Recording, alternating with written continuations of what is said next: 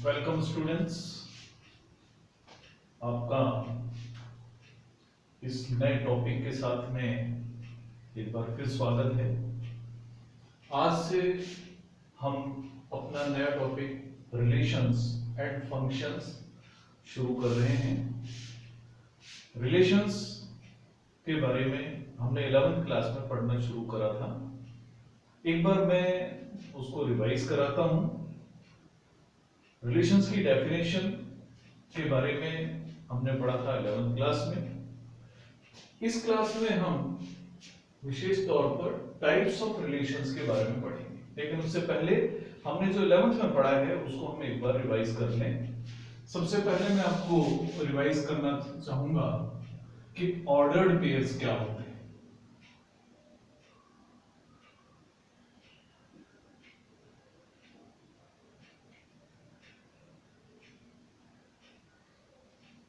अगर हमें दो सेट्स दे रखे हैं, जैसे सेट ए में कुछ एलिमेंट्स हैं ए बी सी और सेट बी में एलिमेंट्स हैं 1 और 2, तो अगर मैं एक एलिमेंट सेट ए से लिखूं और एक एलिमेंट सेट बी से लिखूं, जैसे ए और 1, बी और 2 या सी और 1, तो इस तरह से जो हम एलिमेंट्स लिखते हैं इन्हें हम ऑर्डर्ड पेयर्स कहते हैं। ऑर्डर यानी यहां पर एक क्रम निश्चित है कि जो पहला एलिमेंट है वो पहले सेट से लिया जा रहा है और दूसरा जो एलिमेंट है वो दूसरे सेट से लिया जा रहा है। अगर हमें 3 सेट दे दिए जाते हैं, हम 3 एलिमेंट को एक विशेष क्रम में लिखते हैं, तो हम ऑर्डर ट्रिपलेट कहते हैं।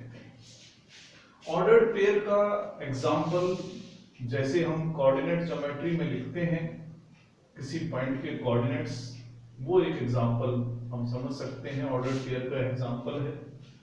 इसके बाद में हम कार्टेशियन प्रोडक्ट की तरफ बढ़ते हैं कि कार्टेशियन प्रोडक्ट क्या होगा। जैसे अभी हमने यहां 2 सेट्स लिए, एक एलिमेंट हमने सेट ए से लिया था, दूसरा सेट बी से लिया था, तो जितने ऑर्डर्ड पेयर पॉसिबल हो सकते हैं 2 सेट्स को लेने के साथ में, तो उस सबके कलेक्शन को हम कार्टेशियन प्रोडक्ट कहते हैं। जैसे इसको हम लिखते हैं ए क्रॉस बी। अब ए क्रॉस बी क्या होगा इस एग्जांपल के लिए कि यहां ए के साथ में 1, ए के साथ में 2, B1, B2, C1 और C2, यानी जितने ऑर्डर्ड पेयर पॉसिबल थे इन 2 सेट्स के बीच में, उन सब का जो कलेक्शन है वो Cartesian product of set A and B है। इसे हम ए क्रॉस बी की फॉर्म में लिखते हैं। ऑर्डर निश्चित है, पहला एलिमेंट पहले सेट में से लिया जाना है, दूसरा एलिमेंट दूसरे सेट में से लिया जाना है। अगर हम इसकी डेफिनेशन की बात करें तो ए क्रॉस बी को हम इस तरह से डिफाइन कर सकते हैं कि ए क्रॉस बी में ए बी जैसे ऑर्डर्ड पेयर होते हैं, यानी ए क्रॉस बी ए बी जैसे ऑर्डर्ड पेयर्स का एक सेट है। उसमें से जो ए है वो सेट ए में से लिया जाता है और जो बी है वो सेट बी में से लिया जाता है। तो ये है कार्टेशियन प्रोडक्ट ऑफ सेट्स। इसके बाद बारी आती है कि रिलेशन किसे कहते हैं।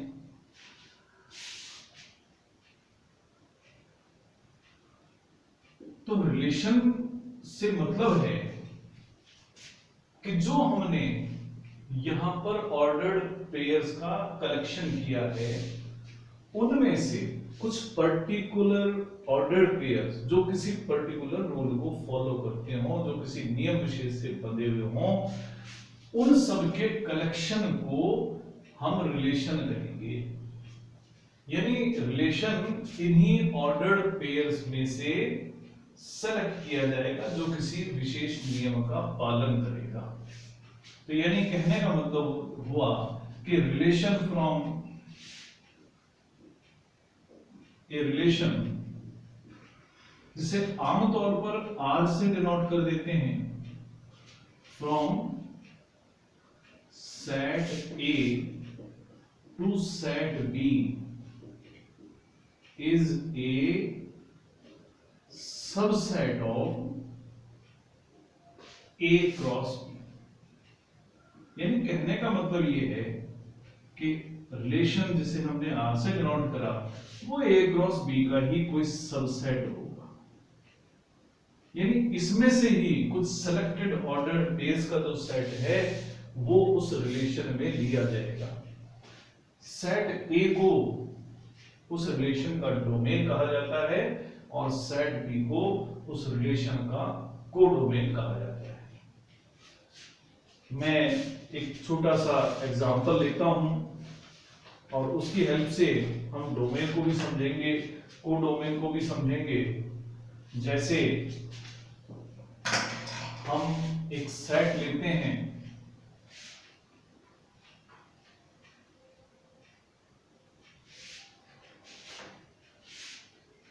ए 1 2 3 4 और बी सेट पे लेता हूं 5 6 7। तो किसी रिलेशन को डिफाइन किया गया है सेट ए से सेट बी में, और रिलेशन को इस प्रकार से लिखा गया है कि रिलेशन आर में एक्स और वाई जैसे ऑर्डर्ड पेयर हैं, जहां पर वाई की जो वैल्यू है वो x प्लस 4 के बराबर है, जहां पर x ए का एलिमेंट है और y बी का एलिमेंट। तो अब आपको हमें बताना है कि इस रिलेशन को कैसे लिखें। सबसे पहले मैं देखता हूं कि जो x है वो सेट ए में से लिया जाता है। अगर मैं x की जगह 1 यूज करता हूं तो y की वैल्यू उस समय में मिलेगी 1 प्लस 4 यानी कि 5 सेट बी में है, कोई दिक्कत नहीं है। अगर x 2 लेते हैं तो y होगा 2 प्लस 4 यानी कि 6। अगर हम लेते हैं x की जगह 3 तो y हमें मिलेगा 3 प्लस 4 7। अगर मैं लिखता हूं x की जगह 4 तो y मिलेगा 4 प्लस 4 यानी कि 8। लेकिन 8 हमारे इस सेट बी में नहीं है, तो इसका मतलब सिर्फ ये 3 एलिमेंट का ही एक सेट होगा, एक कलेक्शन होगा R। तो R में ये ऑर्डर्ड पेयर होंगे, 1 के साथ 5 होगा, 2 के साथ में 6 होगा और 3 के साथ में 7। तो इस तरीके से हम किसी रिलेशन R को लिख लेते हैं। ये R को लिखने का तरीका। अब बात आती है कि एक सेट से दूसरे सेट में टोटल कितने रिलेशंस डिफाइन किए जा सकते हैं। क्योंकि हमने पढ़ा कि रिलेशन जो है वो A क्रॉस B का सबसेट, और ये भी हम पढ़ चुके हैं कि अगर किसी सेट A में m एलिमेंट हो, B सेट में n एलिमेंट्स हो, तो A क्रॉस B में जो एलिमेंट्स की संख्या होगी वो m इंटू n होगी। और क्योंकि रिलेशन A क्रॉस B का ही सबसेट होता है, तो टोटल नंबर ऑफ सबसेट्स जो होते हैं वो होते हैं 2 raise to power number of elements in that set. तो A क्रॉस B की अगर मैं बात करता हूं, यहां पर m इंटू n एलिमेंट्स हैं, तो नंबर ऑफ पॉसिबल रिलेशंस वो होगा 2 raise to power m। From A to B is 2 raised to power mn। तो ये आप रिजल्ट याद रखेंगे, क्योंकि 1 मार्क्स में ये क्वेश्चन कई बार पूछ लिया जाता है। अब आगे बढ़ने से पहले हम कुछ रिलेशंस के टाइप्स पढ़ेंगे कि कौन कौन से रिलेशंस हमारे लिए काम में आने वाले हैं। तो इस क्रम में सबसे पहले मैं लिखूंगा यूनिवर्सल रिलेशन।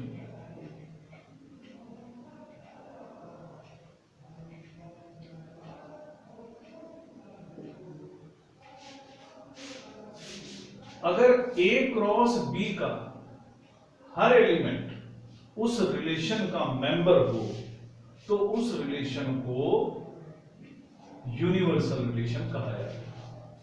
तो if R exactly A cross B के बराबर ही हो गया तो हम कहते हैं कि ये एक यूनिवर्सल रिलेशन है, यानी A क्रॉस B का हर एलिमेंट R में भी हो तो इस प्रकार का रिलेशन यूनिवर्सल रिलेशन कहलाता है।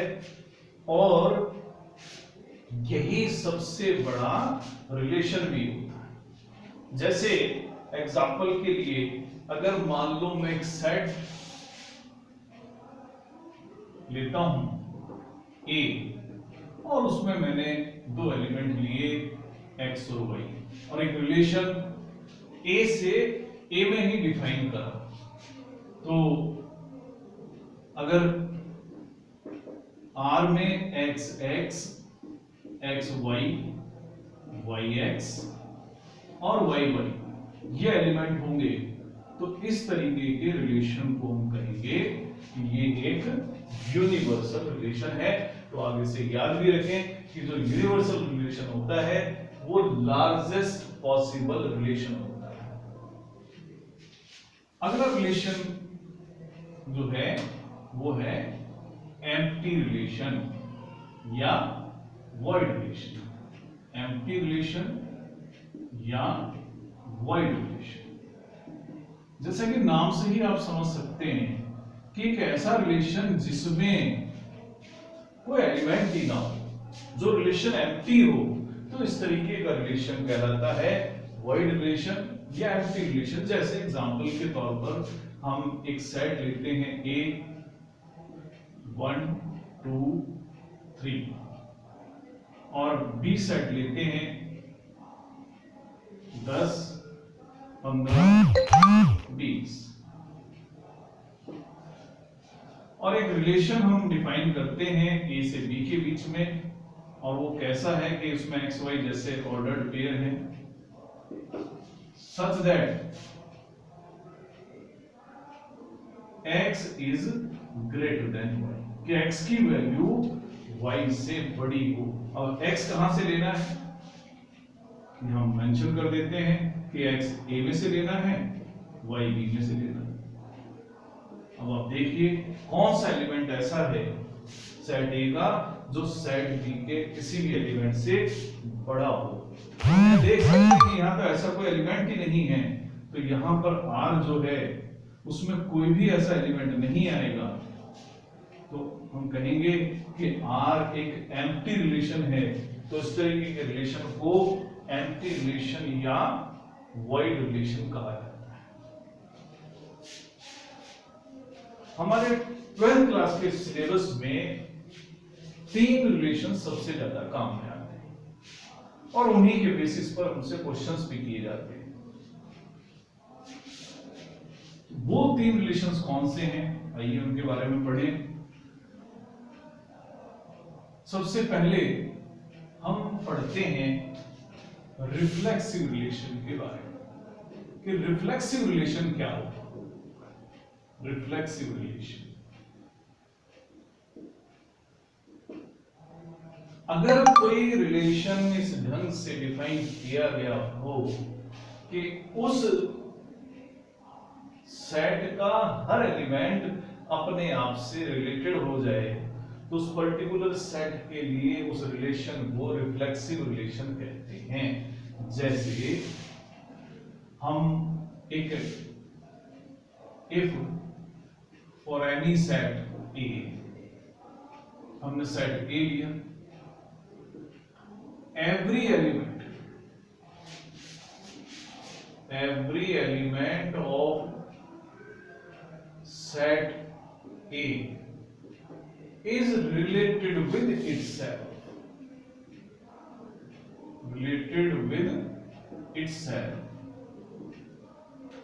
then it is called reflexive relation. जैसे कि सेट ए में जितने भी एलिमेंट हैं वो हर एलिमेंट अपने आप से रिलेट हो जाना चाहिए। इसको हम अगर रिलेशन की फॉर्म में लिखें तो हम इस प्रकार से लिखते हैं कि रिलेशन में ए जैसे ऑर्डर्ड पेयर होंगे। ये सिंबल है for all, for each element, for each a which belongs to A, यानी सेट ए में जितने भी एलिमेंट हैं वो सब अपने आप से रिलेट हो जाएं तो इस तरीके के रिलेशन को रिफ्लेक्सिव रिलेशन कहते हैं। एग्जाम्पल के तौर पर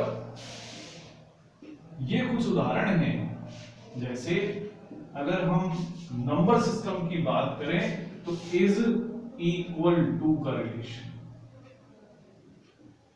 हर नंबर अपने आप के बराबर होता है। तो ये जो रिलेशन है इज इक्वल टू का, ये एक रिफ्लेक्सिव रिलेशन है। या अगर हम पॉलीगन्स का सेट ले लें तो उस सेट में इज कॉन्ग्रेंट टू का, कॉन्ग्रेंट टू का जो रिलेशन है वो रिलेशन भी रिफ्लेक्सिव रिलेशन है, क्योंकि हर फिगर, हर पॉलीगन अपने आप के कॉन्ग्रेंट होता है। तो इस तरीके का रिलेशन कहलाता है रिफ्लेक्सिव रिलेशन। दूसरा रिलेशन है सिमेट्रिक रिलेशन। सिमेट्रिक, किसी रिलेशन को हम सिमेट्रिक रिलेशन कहते हैं कि अगर हम फॉर एनी सेट ए, हम किसी सेट ए पर इस रिलेशन की बात कर रहे हैं, if xy ordered pair belong to R, then yx also belong to R। यानी कि हमने कोई सेट लिया A और उसके अंदर दो एलिमेंट हैं x और y, तो अगर x y नाम का ऑर्डर्ड पेयर R में हो तो उसका उल्टे क्रम वाला ऑर्डर यानी yx भी अगर R में होगा तो हम कहेंगे कि ये रिलेशन सिमेट्रिक रिलेशन है। लेकिन ये कंडीशनल रिलेशन है कि अगर xy हो तो yx होना चाहिए, अगर xy उस रिलेशन में शामिल नहीं है तो yx भी उस रिलेशन में हो, ऐसी कोई बाध्यता नहीं। तो रिलेशन सिमेट्रिक कंडीशनल रिलेशन है, ये आप ध्यान दें। तो यहां पर हमेशा दो एलिमेंट लेकर चला जाता है। जहां पर अगर हम x और y की बात करें तो ये सेट ए में से लिए गए। अगर उदाहरण की बात करें तो पहला उदाहरण यहां पर भी लागू है इज इक्वल टू का, क्योंकि हर नंबर अपने आप के बराबर होता है। अगर नंबर ए नंबर बी के बराबर है तो नंबर बी भी नंबर ए के बराबर होगा। और इसी प्रकार से इज पैरेलल टू का रिलेशन, अगर हम लाइंस के एक सेट की बात करें, अगर लाइन एल लाइन एम के पैरेलल है तो लाइन एम भी लाइन एल के पैरेलल ही होगी। तो ये एक एग्जांपल है सिमेट्रिक रिलेशन का।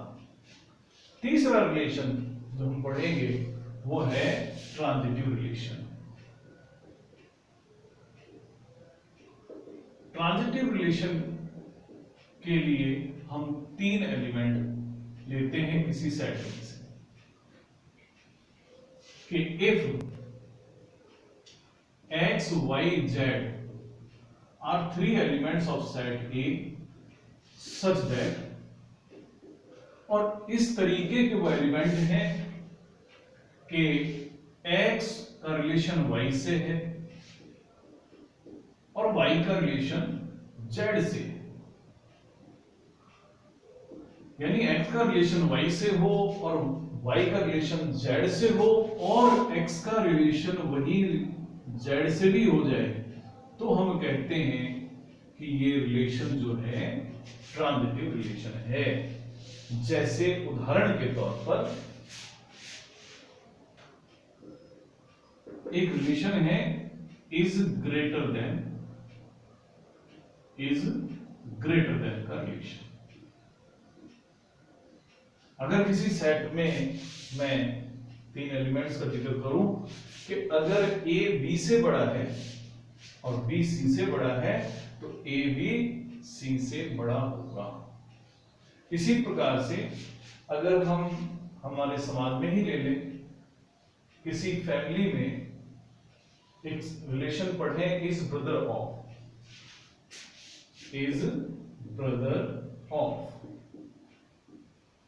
अगर A is brother of B and B is brother of C, then A is brother of C also। तो इस तरीके का जो रिलेशन है वो ट्रांजिटिव रिलेशन कहलाता है।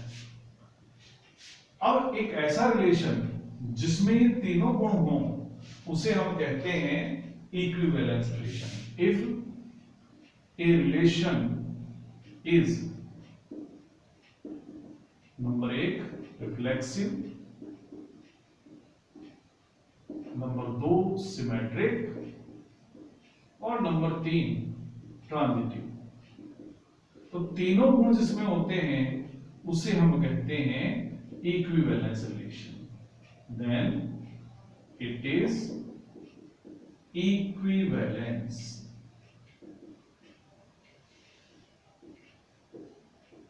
तो हमारे सिलेबस में इक्विवेलेंस रिलेशन पर बेस्ड क्वेश्चन ज्यादा पूछे जाते हैं। तो जो रिलेशन रिफ्लेक्सिव भी हो, सिमेट्रिक भी हो और ट्रांजिटिव भी हो, इस ऐसे रिलेशन को हम कहते हैं कि वो एक इक्विवेलेंस रिलेशन है। आज हमने इन कंसेप्ट की डेफिनेशंस के बारे में पढ़ा है। कल वाले लेक्चर में हम इनके एग्जांपल्स लेंगे और इनको समझने की कोशिश करेंगे। आज के लिए इतना ही, धन्यवाद।